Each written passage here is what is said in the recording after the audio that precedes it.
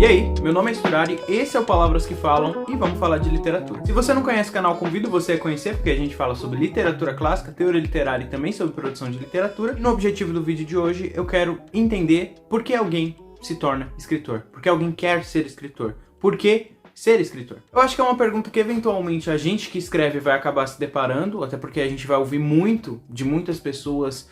Por que a gente dedica tanto tempo numa atividade que financeiramente não vai ser muito viável? É claro também que por se tratar de uma paixão, a gente não precisaria estar explicando muitas coisas, a gente escreve no fim porque gosta também, porque é prazeroso, mas vou tentar trazer um pouco dessa questão intelectual da coisa, pra gente começar a pensar por que a gente se dedica muito tempo na escrita. Dei uma pesquisada em 3 fontes pra gente tentar começar a problematizar a questão do porquê ser escritor. E um grande adendo, até pra gente começar a pensar nesse vídeo, é justamente que a escrita que eu vou estar trabalhando aqui é sempre a escrita literária, tá? Não é a escrita acadêmica, não é a escrita científica, não é a escrita filosófica, não, é a escrita literária, porque as pessoas produzem literatura. A primeira fonte diz que nós se tornamos escritores porque nós, como seres humanos, temos vontade de dar voz aos nossos pensamentos, às nossas emoções, às nossas ideias, que, de outra forma, elas iriam se perder ou simplesmente nem tomar essa forma. Por si só, é uma resolução bastante rasa, então eu fui buscar outra fonte. A outra fonte diz o que pra gente? Ela diz que a escrita é mais um processo de autoconhecimento, uma forma de se expressar artisticamente e de transformar o mundo.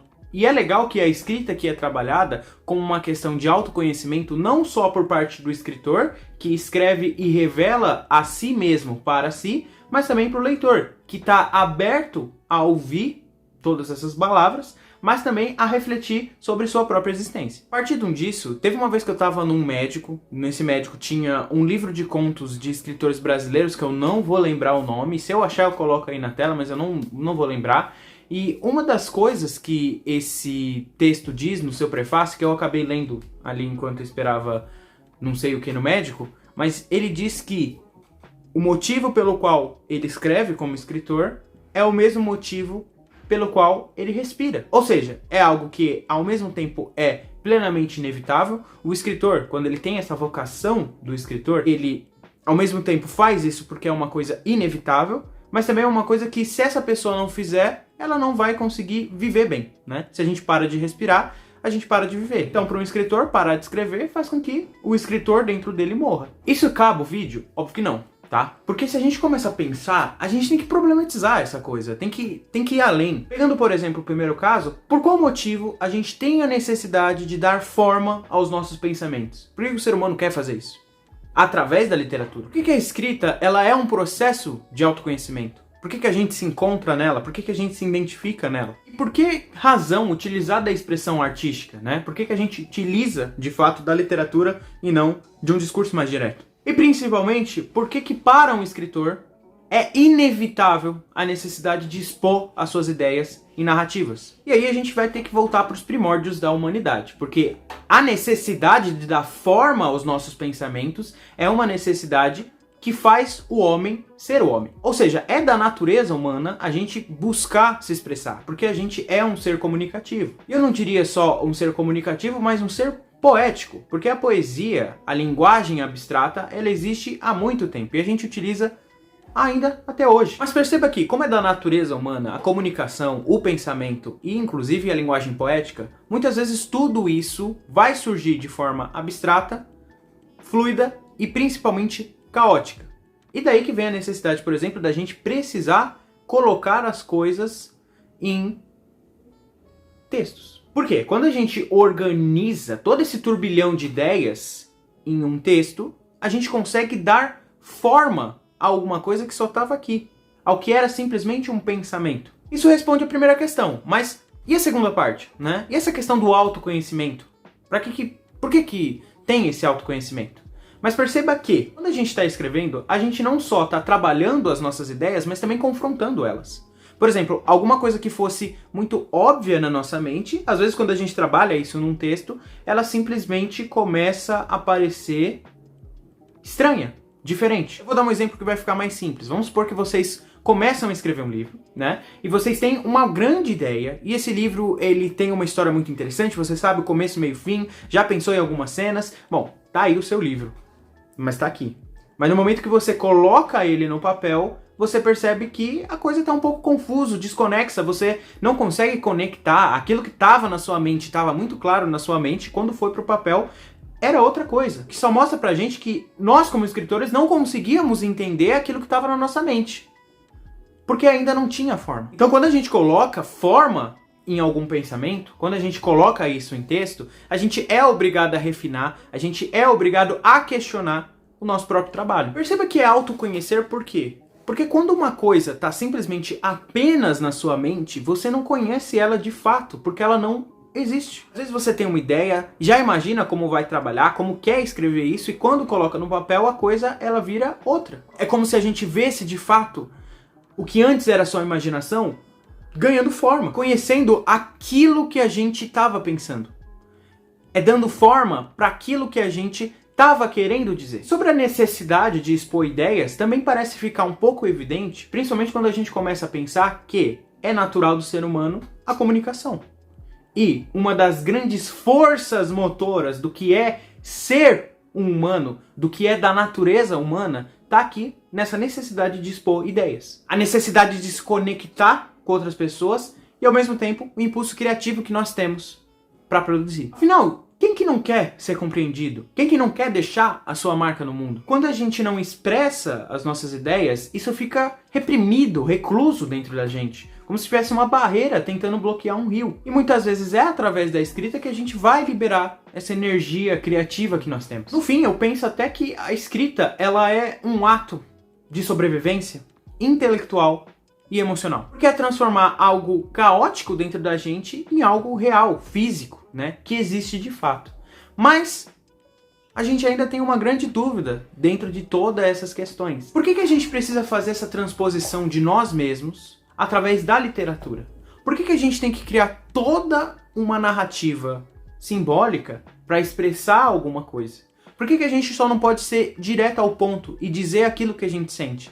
Por que na verdade a gente tem que criar toda uma história, todo um enredo para dizer exatamente o que nós sentimos? E aqui a gente consegue até responder a questão da expressão artística, né? Por que a gente utiliza da arte? E a arte, ela é uma forma de traduzir as experiências humanas de uma forma que vai muito além do óbvio. Porque nem sempre a gente consegue dizer aquilo que a gente quer dizer através de uma comunicação direta. Eu posso dizer a palavra triste, eu posso dizer que eu estou triste, mas o quanto de tristeza eu passo para você? O quanto de amargura eu passo para você quando eu digo simplesmente a frase eu estou triste? Claro, você tem ali um dado direto, que é o conhecimento de que eu estou em estado de tristeza, mas o quanto de empatia você consegue sentir quando alguém diz pra você que tá triste? E aí que entra a literatura, porque é a literatura, é a poesia que vai trazer recurso pra gente conseguir expressar e trazer experiências que um diálogo comum, um diálogo direto, não traria. Veja que curioso, a literatura ela pode dar profundidade a uma experiência. Voltamos à frase eu estou triste. De novo, repito a pergunta. O quanto de tristeza você sente quando eu estou dizendo essa frase? Agora vamos pensar como expressar essa melancolia, como a gente pode dizer que esse personagem está triste ou não, sem de fato dizer que esse personagem está triste. Ele segurou a caneca de café entre as mãos, sentindo o calor desaparecer aos poucos. O vapor já não subia.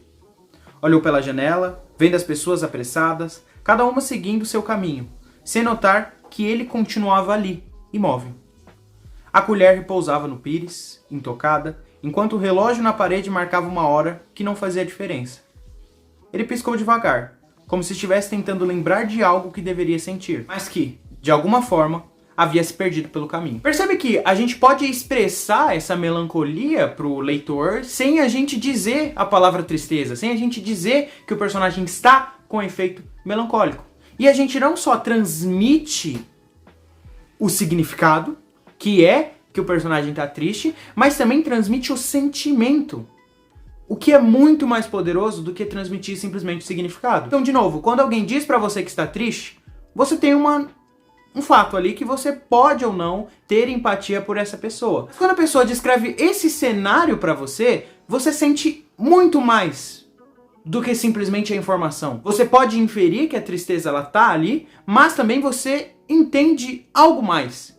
Você sente o silêncio, você sente a introspecção, você sente a repressão pessoal, sente a tristeza. E isso nenhum discurso direto vai trazer pra gente.